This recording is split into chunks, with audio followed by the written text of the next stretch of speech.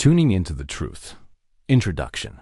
In a world that never stops talking, scrolling, and demanding more from us, there's a profound silence many of us have forgotten how to find. We rush through our days chasing goals like approval anything, to fill the gnawing emptiness that quietly grows inside. Yet beneath the noise, beneath the chaos, beneath the well-crafted masks we wear, there lies a voice, a quiet, unwavering pulse of truth that is uniquely yours. Tuning into the truth is not just a book. It's an invitation to stop running from yourself and start coming home. This journey is designed for those who feel the disconnect between who they are and who they've been told to be. It's for anyone exhausted by the overwhelm of external noise and craving a deeper connection to their soul, their purpose, and the sacred energy that fuels real transformation. Drawing on years of wisdom from psychology, spirituality, and heartfelt storytelling, this book offers more than insights. It offers a way back to the self you lost in the shuffle. Each chapter blends emotional storytelling, spiritual depth, and practical challenges that meet you exactly where you are, whether you're quietly questioning, fiercely searching, or bravely ready to rise. You won't find quick fixes here. Instead, you'll discover timeless truths woven with the grit and grace of real human experience, designed to open your heart and sharpen your inner sight. The truth isn't always easy to hear, and it rarely arrives wrapped in comfort, but it is the path to freedom, healing, and personal power. As you move through these pages, you'll learn how to sift through the distractions, silence the doubt, and tune into the voice that has never left you. This is your call to awaken, your invitation to listen deeply, your chance to live a life shaped not by noise, but by truth. Are you ready to hear what your soul has been waiting to say? Chapter 1. The Noise That Numbed You. Every day, Alex woke up to the same routine, scrolling his phone before his feet even hit the floor. Lost in a digital tide of updates, opinions, news, and noise, and although he couldn't quite articulate it, he felt like he was losing something sacred with each passing scroll. It wasn't just his time that was vanishing. It was his sense of self, his clarity, his center, and the deeper truth was that he hadn't heard his own soul speak in years, not because it had gone silent, but because the world had gotten louder, drowning out the whisper that once guided him. We live in a culture that worships distraction, rewards overexposure, and mistakes busyness for worth. So it's no surprise that so many of us feel hollow even in the middle of seemingly full lives, performing success while starving for meaning. Because the constant consumption of information without reflection is like eating without digesting. It bloats the mind and starves the spirit. If you've ever felt like you're drifting in your own life, disconnected from something essential, but unsure what it is, you're not broken. You're buried under algorithms, expectations, deadlines, and everyone else's definition of truth but your own. And here's the uncomfortable reality. You can't tune into your truth if you're constantly tuned into everything else. Psychologists call it decision fatigue. Spiritual teachers call it soul fragmentation. But whatever name you give it, the outcome is the same. You begin to lose your internal frequency, the one that tells you what's real for you. And the longer you go ignoring that frequency, the more you forget how to recognize it at all. Tuning into the truth doesn't start with finding answers. It begins with quieting the noise long enough to hear the questions you've been avoiding. What part of me have I silenced to stay liked? What truth have I buried to feel safe? What voice inside me have I called irrational, dramatic, or ungrateful just because it didn't match what the world applauds? And if those questions stir something uncomfortable, that's a good sign, because discomfort is often a signal that truth is knocking, waiting to be let in. But tuning in isn't just about turning the volume down on the outer world. It's about turning the volume up on the inner one, even when it says things that scare you, challenge you, or demand change. because that's where the real transformation lives, not in pretending everything is okay, but in admitting what isn't and having the courage to stop performing and start listening. The truth, once heard, doesn't always bring peace right away. It may bring grief, rage, or regret. But that emotional honesty is what clears the space for genuine healing. Because when you numb one feeling, you numb them all. And when you silence your truth, you slowly suffocate your power. Alex didn't wake up one day and suddenly feel free. He began by sitting in silence for 10 minutes without touching his phone. And at first it felt pointless, even painful. But something strange happened by the end of the week. He noticed his breath again. He heard the tension in his jaw. And he realized that he hadn't actually felt his life in years. He had just been surviving it. The noise we drown isn't always loud. It's subtle, seductive, disguised as productivity, perfection, or popularity. But the truth doesn't shout. It waits. And it whispers. Are you ready to remember who you are beneath the performance? Because if you are, the first step isn't a grand gesture. It's a small, radical act of turning inward and choosing to hear yourself again, even if your voice shakes. So here's where we begin. Not with striving, fixing, or chasing, but with this sacred question echoing in your stillness. What is my truth trying to say that I've been too busy to hear? Chapter 2. When stillness becomes a signal. It was a Tuesday afternoon when Jasmine realized she couldn't keep pretending. She sat at her office desk, staring blankly at an email. Her fingers frozen above the keyboard, her chest tight, and all she could hear was the hum of the fluorescent light above her. Like the world had slowed to a whisper just long enough for something inside her to speak. She didn't know what it meant, only that the usual rush of urgency was gone, replaced by a strange sacred pause. And in that stillness, something ancient stirred. Not loud, not forceful, but clear. This is not your life. And for the first time in years, she didn't argue with it. Most people wait until their world falls apart before they listen to stillness. But the truth is, stillness often arrives before the collapse, as a soft warning, a gentle tug back to center, and yet we mislabel it as boredom, anxiety, or laziness, trying to shake it off instead of sinking into it. In a culture addicted to forward motion, stillness feels like failure, but in truth, it is the doorway to wisdom. Because when we stop moving, we start hearing. The mind may panic when things get quiet, but the soul begins to breathe, and this is where truth begins to pulse like a signal from beneath the noise, reminding us that being busy isn't the same as being alive, and rest is not a weakness, it's a return. Psychological studies show that quiet reflection strengthens clarity and intuition, while spiritual traditions have long taught that silence is where the divine speaks. And in both cases, stillness is not absence. It is presence amplified. Jasmine didn't quit her job that day or run off in search of some new purpose. She simply went home, turned off her phone, and sat in her living room without music, without distractions, letting the discomfort of stillness teach her what her busyness had buried. That she was exhausted, spiritually malnourished, and aching to feel something real again. And here's the secret no one teaches us. Stillness isn't passive, it's active listening. It's where the false selves fall away and the real you has room to rise. The next time you feel that pause in your day, that strange, unsettling, quiet, don't run from it.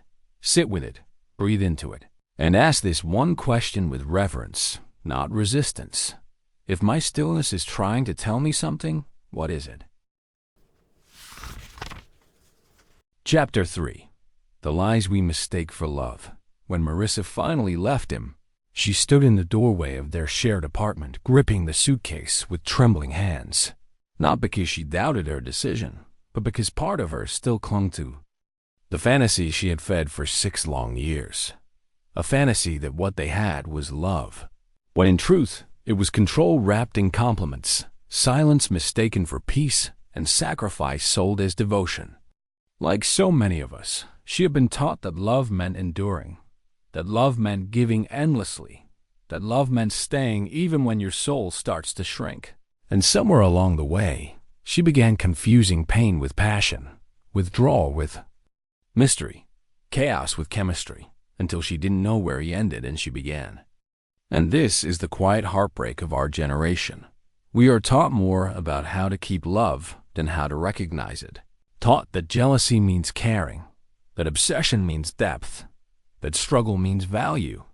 And we internalize these lies not because we're weak, but because they are repeated to us through songs, stories, parents, and culture until they become invisible truths in our emotional vocabulary.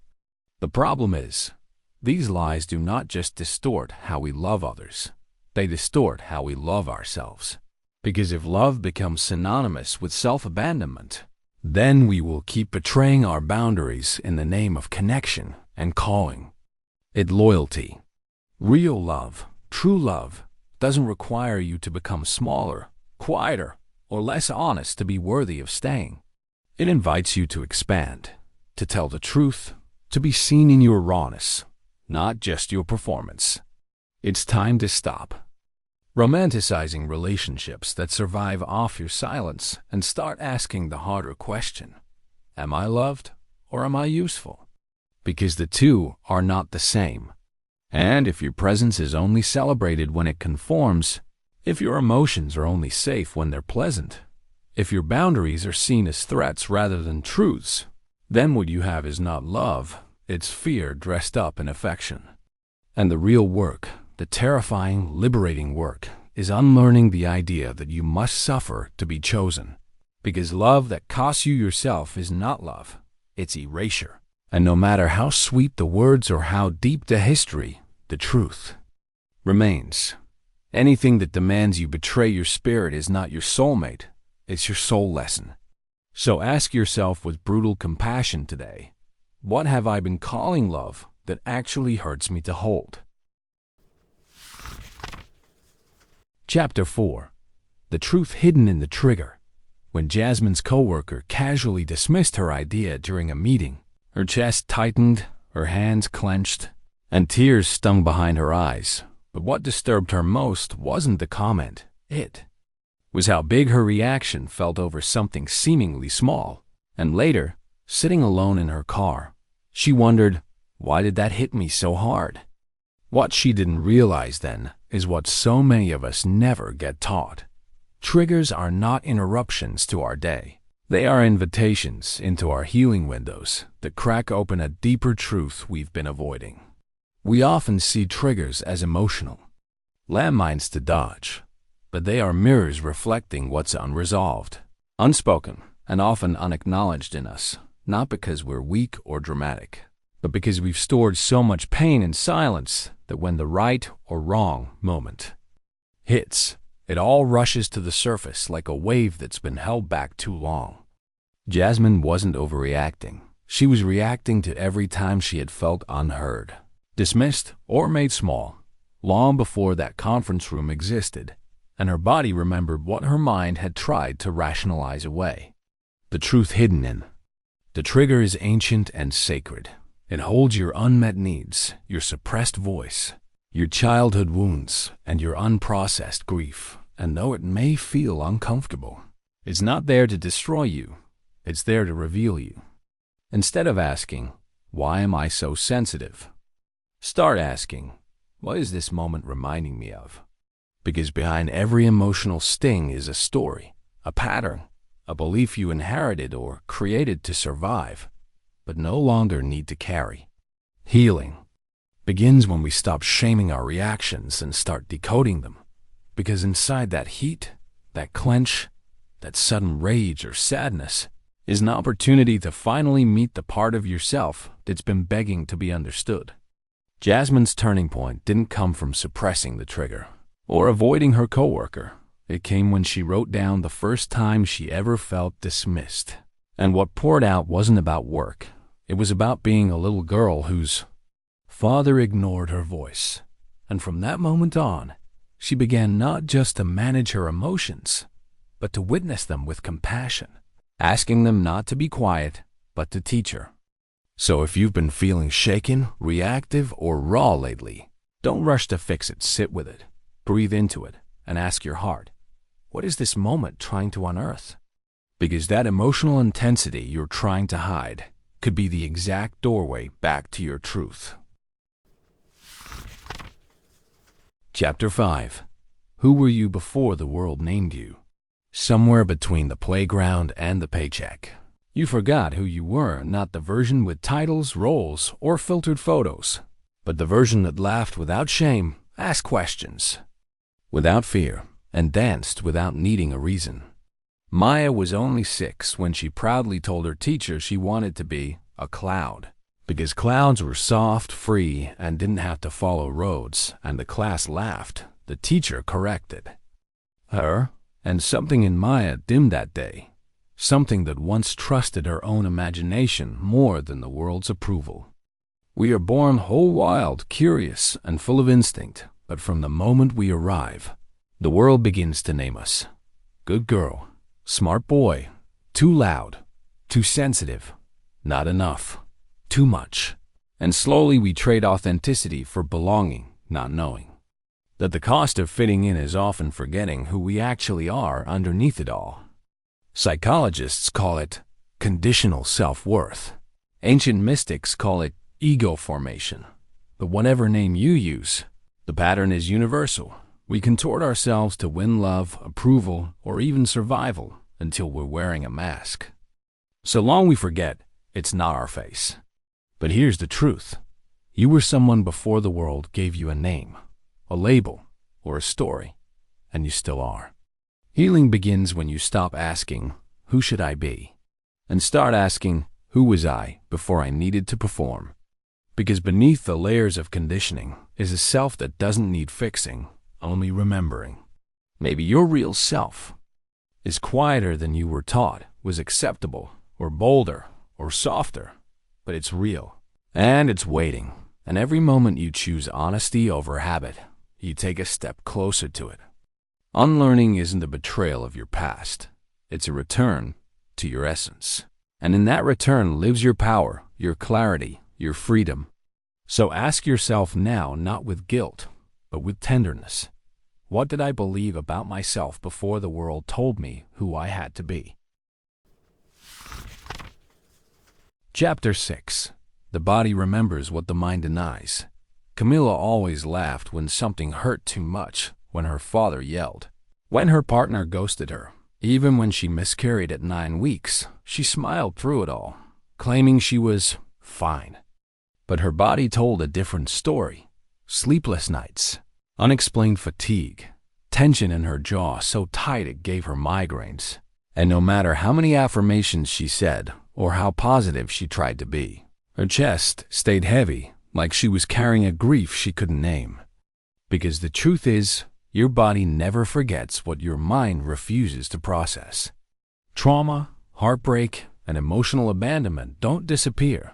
Just because we mentally move on, they embed themselves into the nervous system, showing up as chronic pain, gut issues, anxiety, or a sense of disconnection you can't quite explain. And while the mind is a master of justification, telling you it wasn't that bad, or you should be over it, the body remains loyal to the truth, storing every moment of fear. Rejection, shame, and silence like unspoken chapters waiting to be heard. Western culture teaches us to push through, to numb, to intellectualize. But healing isn't intellectual, it's embodied. And until we learn to listen to the subtle language of our body, we remain trapped in cycles we don't understand. Repeating patterns not because we're weak, but because something inside us still believes we're unsafe. The body is not your enemy. It's your messenger, your memory keeper, your most honest witness. And every tight muscle, shallow breath, or racing heart isn't trying to betray you. It's trying to protect you from a danger your mind convinced you to forget. To tune into the truth, you must learn to feel again not just joy, but sorrow, rage, and the parts of yourself you learn to exile to survive. Because healing happens when you sit with what hurts without turning away. For Camila, the turning point wasn't therapy or books. It was a moment during yoga when her hips trembled. And tears came without warning, not from the stretch, but from the years of holding it all in. And for the first time, she didn't stop it. She let the body speak. And in that release, she found the beginning of truth. Your body holds every no you never said. Every yes you didn't mean. Every I'm fine that hid your heartbreak. And it doesn't want to punish you. It wants to free you, but only if you're willing to listen. So ask yourself now, with tenderness, not shame, what is my body trying to tell me that I've spent years trying to forget? Chapter 7. The Power of Saying, I'm Not Fine. Melissa always had the brightest smile in the room, the kind that made people believe she was unshakable, invincible even. And for years she wore that smile like armor, polished it with perfect Instagram captions, propped it up with productivity and people-pleasing. Until one Tuesday morning in the break room, someone casually asked how she was, and without warning, the words escaped her mouth like a confession. I'm not fine. And the silence that followed felt like a release, like the first breath after nearly drowning, because for the first time in years, she let herself be real instead of impressive. We live in a culture addicted to performance, where I'm fine is the default answer even when we're emotionally bleeding inside. And the more we repeat that lie, the more we begin to live in emotional exile, disconnected from the parts of ourselves that most need compassion. Saying, I'm not fine, is not weakness. It's an act of rebellion in a world that trains us to suppress, deny, and distract. And ironically, it's only through that raw honesty that true strength begins to rise. Because truth, no matter how messy, is the only thing that heals. Psychology tells us that repressed emotion becomes stored tension. Spiritual wisdom tells us that unspoken truth becomes spiritual noise. And both are right. Because when we pretend we're okay to protect others, we betray ourselves and teach our nervous systems to fear vulnerability. But here's the shift. What if your breakdown wasn't the end of your strength, but the beginning of your truth? What if the power was never in pretending, but in allowing, acknowledging, and expressing what's real, without shame or apology? Melissa didn't fall apart when she admitted she wasn't fine. She finally stopped carrying what was never hers to hold alone, and that moment became a doorway to deeper friendships, gentler self-talk, and the healing she didn't know she deserved. The world doesn't need your perfection. It needs your permission to be human. And that starts when you tell the truth about where you really are, even if your voice trembles, even if no one else gets it, even if healing doesn't come right away. Because the moment you name what hurts is the moment you stop being controlled by it. This isn't about wallowing in pain. It's about walking through it with eyes open and heart engaged. And knowing that truth doesn't break you, it breaks you open. So today, ask yourself with unflinching honesty, what have I been pretending is fine that actually needs my love, my attention, and my truth? Chapter 8. You don't heal in the same room. You broke. There's a silence that lives in familiar places, the kind that isn't peaceful, but paralyzing, like the way Emma would freeze every time she visited her childhood home, where the wallpaper hadn't changed, and neither had the weight in her chest, because that room still echoed with the shouts no one outside ever heard. She was 32 now, successful on the outside. But the minute she stepped into that living room, her voice shrank, her body tensed, and the past wrapped around her like a ghost proof that healing doesn't always come from revisiting what hurt you, but from knowing when it's time to walk away from it. We grow up being told to forgive, to confront, to return, but no one talks about the sacred power of leaving, of choosing peace over proof, of knowing that sometimes you don't owe your healing to the same people, places, or stories that broke you in the first place.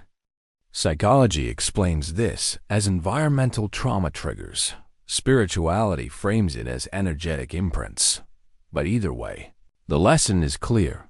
Proximity to pain doesn't mean proximity to healing. And if the same walls saw you shrink, silence yourself, or shatter, they might never be safe enough to witness your becoming. Transformation often demands relocation. If not physically, then emotionally, mentally, spiritually. And that doesn't make you a coward, it makes you wise, because courage isn't always staying. Sometimes it's knowing when to go. Emma's real healing began not in her old house, but in a quiet apartment she made her own, where the sunlight felt safe and her laughter didn't feel like rebellion. And it was there, far from the room where she broke, that she remembered her. Strength wasn't lost, and had just been suppressed by the weight of memory. So here's your truth. You don't have to heal where it hurt. You don't have to forgive face to face. And you don't have to explain your departure to anyone who made you feel like you couldn't exist fully. Healing is not about returning to the scene. It's about reclaiming your right to rise beyond it. So ask yourself now, not what broke you, but where your soul feels ready to breathe again, and go there without apology. Because real healing happens where you finally feel safe enough to grow, even if that means closing the door that once defined your pain. Chapter 9. The energy of truth is unmistakable. When Maya walked into the room that day, there was an undeniable shift. The kind of presence that isn't about loud words or grand gestures, but something deeper. A quiet force that made people stop, listen, and feel safe all at once. Years earlier, Maya had spent most of her life trying to fit in, bending herself to the expectations of others, hiding her opinions, her dreams, and even her pain, because she thought that was the only way to belong. But that constant masking came at a cost. She lost touch with the electric pulse of her own truth, the raw energy that thrums inside every human who dares to live authentically. What changed was not just a decision, but a transformation that started when she dared to say no to what felt wrong and yes to what stirred her soul, even when the path was uncertain or lonely. Truth carries an energy so palpable it vibrates through your cells. It's in the way your spine straightens when you stand for yourself, the fierce calm in your eyes when you refuse to settle, and the magnetic pull you feel toward what genuinely nourishes your heart. Psychologists have studied how authenticity boosts confidence and emotional well-being. But beyond science, truth has an almost spiritual frequency that resonates on a level words can't capture, like the difference between a paper flower and one grown wild in the sun, untamed and real. Many people confuse truth with drama, confrontation, or chaos. But true truth is never aggressive. It simply is. And those who embody it don't need to shout to be heard. Their energy announces their presence with clarity and calm. Maya's energy changed because she stopped exhausting herself on pretending and started conserving her power by protecting her boundaries and speaking her mind even when her voice trembled. The world may try to pressure you into silence with fear, guilt, or manipulation, but the energy of your truth is your greatest shield and compass, guiding you through confusion and doubt with a certainty that no external noise can override. Tuning into that energy means tuning into your body's signals, the tightness in your chest when something feels off, the quickening of your pulse when you connect with what's real, the peace that settles in when you align your actions with your deepest values. This energy is contagious. It draws others who are seeking authenticity, creates communities built on trust, and fuels movements that change hearts and minds. Yet it also demands courage, because revealing your truth invites vulnerability and sometimes rejection. But here lies the paradox. The energy of truth is unmistakable because it is born from courage, and courage never goes unnoticed. It ripples beyond your own life, igniting those around you to wake up, speak out, and live free from the masks that suffocate their light. So, The question that matters now is this: are you willing to embody the unmistakable energy of your truth, even if it means standing alone for a moment, knowing that when you do, you are lighting the way not just for yourself, but for everyone still searching in the dark? Chapter 10. The voice inside you isn't crazy. For years, Maya carried a secret she never dared share: the quiet, insistent voice inside her that urged her to live differently, think differently, and question everything around her. This voice wasn't loud or demanding, but it was persistent, like a soft ember glowing beneath layers of doubt, anxiety, and the relentless noise of shoulds and musts that filled her daily life. Society had taught Maya to distrust that voice, to label her intuition as overthinking, her dreams as unrealistic, and her questions as paranoia. And in response, she learned to silence herself, pushing her truth deeper underground, to fit in, to avoid conflict, to survive. But silencing that voice didn't make it disappear. Instead, it grew louder in the background, bubbling up as anxiety, restless nights, an annoying sense that something essential was missing. The truth is, that inner voice, the one telling you that you're meant for more, that your path isn't, the one laid out by others, that your feelings are valid and your ideas worth exploring, is not crazy. It's your soul's compass, your subconscious wisdom trying to guide you back to wholeness. Psychology calls it intuition. Spiritual teachers call it the inner guide or higher self. Neuroscience shows us it's a complex interplay of brain and body signals that alert us to what's true for us beneath conditioned beliefs. When we label that voice as crazy or irrational, we create a barrier between ourselves and the deep knowing that could heal, protect, and inspire. Yes, Maya's journey to reclaiming her voice wasn't instantaneous or easy. It meant wrestling with fears, confronting societal conditioning, and learning to trust the whispers when everyone else demanded silence. She discovered that embracing her voice didn't mean losing control or becoming unstable. It meant stepping into a more authentic, empowered version of herself, one who honors her feelings, sets boundaries, and dares to dream wildly. If you've ever doubted your inner voice, asked yourself, "Am I losing it?"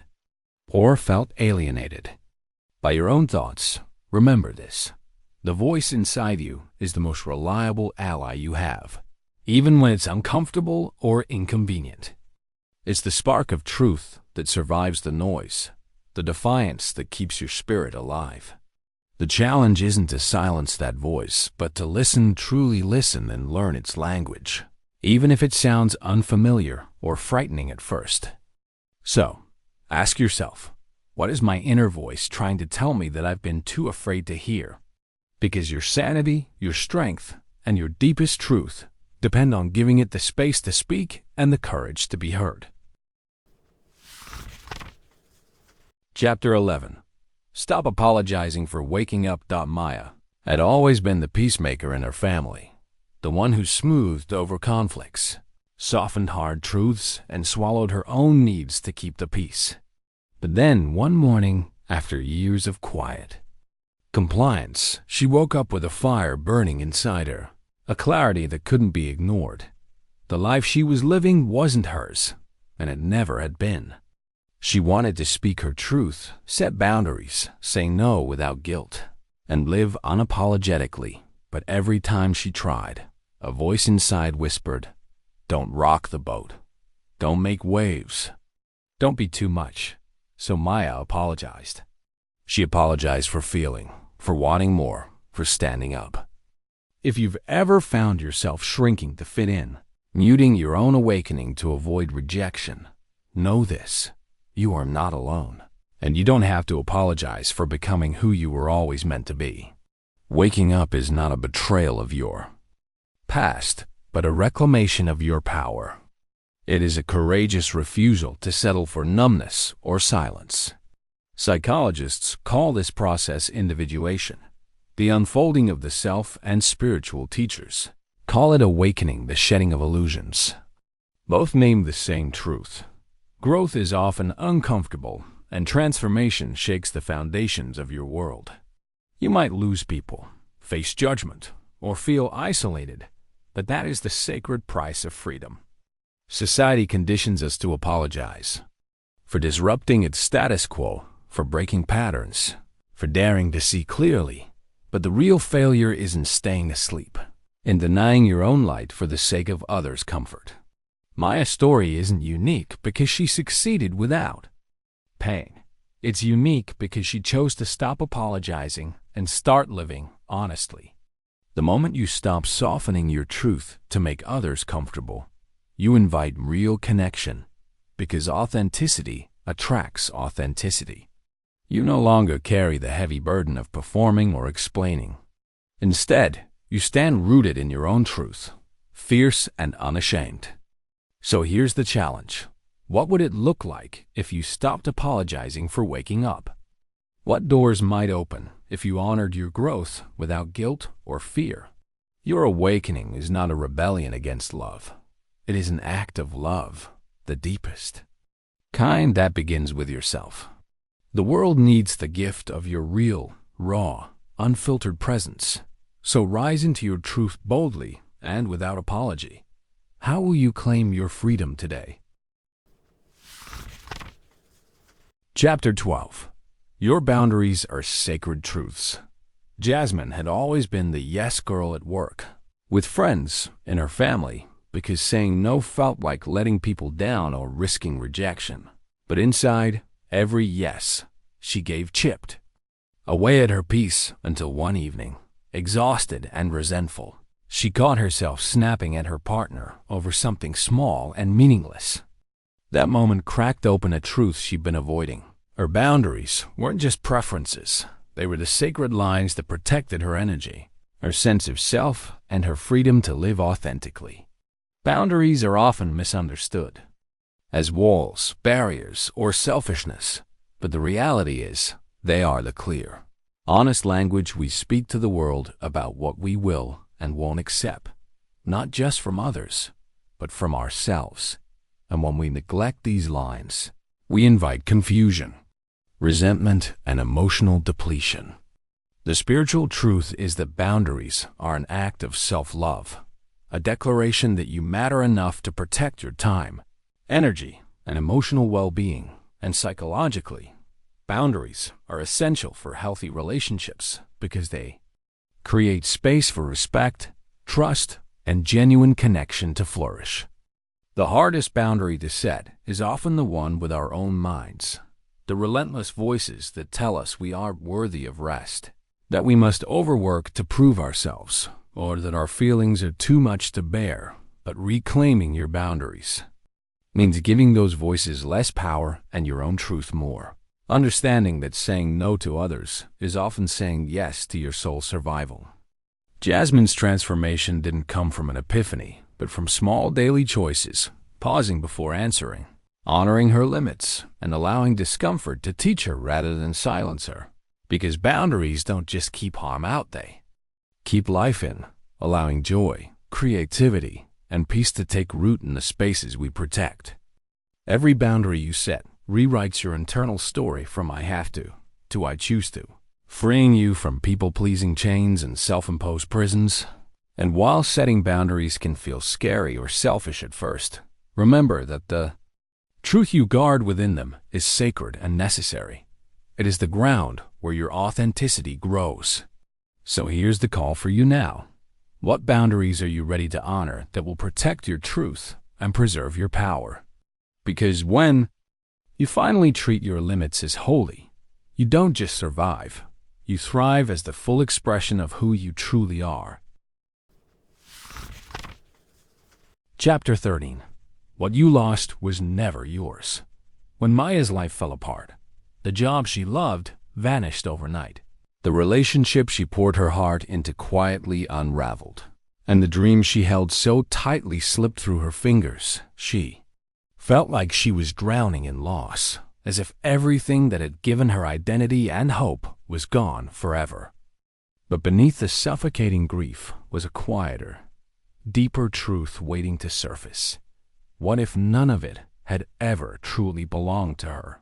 For years, Maya had clung to roles, expectations, and possessions handed down by society, family, and her own fears, believing that these external markers defined her worth and safety. Yet, in her darkest hour, she glimpsed a paradox that spiritual teachers and psychologists echo across cultures. What you thought you lost was never really yours to keep. The job was a title, not a soul. The relationship was a chapter, not the whole story. The dreams were visions shaped by others' hopes, not the raw truth of her own calling. This realization can feel like both a betrayal and a liberation. Betrayal because it means the foundations you built on were illusions, but liberation because it frees you to reclaim what's authentic, unshakable, and deeply yours, the essence, beneath the labels and attachments. Psychologically, this is the moment of radical acceptance, where you stop resisting reality and begin to see loss not as emptiness, but as a clearing space where the old gives way to the new, where grief softens into wisdom, and where your true self begins to emerge, unburdened by what never belonged to it. Maya's breakthrough was messy, painful, and slow, but in surrendering what was never hers to hold, she found a new freedom, the freedom to redefine success, love, and purpose on her own terms. This chapter invites you to ask yourself, what have I been desperately holding on to that was never truly mine? What losses have left me broken only because I believed they were my identity? And how might my deepest truth begin when I let go, not as defeat, but as the first step toward reclaiming my soul? Because in the end, the treasures worth keeping are not the things or titles we chase, but the love, peace, and power that arise when we finally come home to ourselves. Chapter 14. The Wisdom Hidden in Rock Bottom. There was a moment when Maya found herself sitting on the cold floor of her tiny apartment. The last remnants of her plans scattered like ashes around her. Her savings gone, friendships frayed, dreams deferred, and for the first time in years, no distractions left to hide behind. It was rock bottom, the place no one chooses but everyone eventually visits in some form. And though it felt like an ending, it was secretly a beginning, because rock bottom is not a graveyard, but a crucible, where the old self is stripped away, so the real self can rise. Most of us fear hitting that point because it feels like failure, but it's often the deepest pain that delivers the clearest insight, the sharpest clarity, and the purest opportunity to rewrite our story. When everything external collapses, what remains is raw truth, our unfiltered emotions, our unmet needs, and the lies we've been telling ourselves to keep going. Maya learned that rock bottom is a teacher disguised as a tormentor, asking the hardest questions. What parts of your life are built on illusions? Which habits are chains, not wings? What does your soul crave beyond the noise of survival? And in the silence of surrender, those questions crack open the hardened shell of denial and open the door to real transformation. Psychologically, hitting rock bottom can trigger a post-traumatic growth phase, where the person doesn't just recover, but evolves into a stronger, wiser version of themselves. Because adversity reveals not only what breaks us, but what builds us, and it forces a reckoning between who we thought we were and who we are meant to become.